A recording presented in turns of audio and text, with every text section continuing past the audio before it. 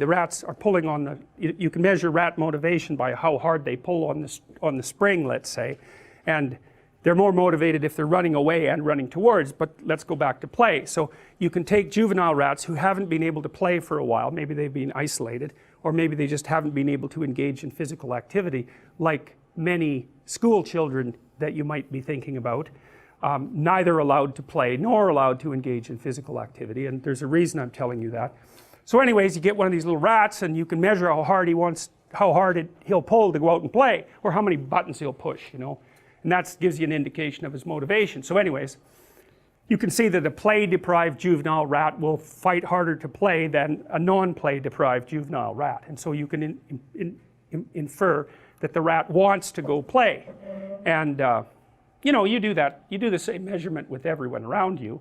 If they want to do something, you're going to poke and prod at them to see what sort of things they're willing to overcome in order to go and do that. You'll object even if you don't really object. It's like, it's a measurement device, and if they're willing to overcome a bunch of your objections, then you think, oh well, maybe they really want to. And that's another thing to really know. If there's something you want, you need about 5 arguments about why you want it, because the probability that the person who's opposing you will have 5 arguments about why you shouldn't have it is very low. They just won't have thought it through enough. So the other thing that happens in the future authoring exercise is that you're asked to articulate the reasons for all the goals that come out of your vision of the future. So you're asked, like, why would it be good for you? Why would it be good for your family? Why would it be good for broader society? So that gives you 3 levels of argumentation right there.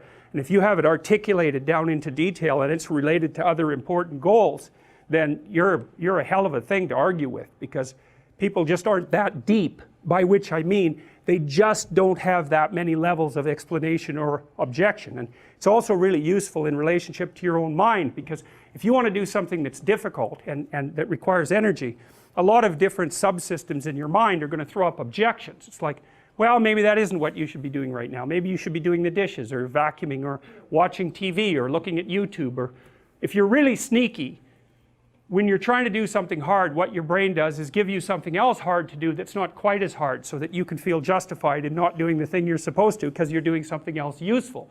And if you give in to that temptation, which you often will, then it wins, and because it wins, it gets a little dopamine kick and it grows stronger.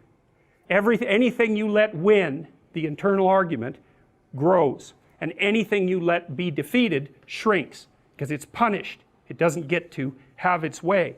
So that's another thing really to remember, is don't practice what you do not want to become. And because they're neurological circuits, you build those things in there, man, they're not going anywhere. You can build another little machine to inhibit them. That's the best you can do. Once they're in there, you can't get them out. So, and then the ones you build to inhibit can be taken out by stress, and the old habits will come back up. So you got to be careful what you say and what you do, because you build yourself that way.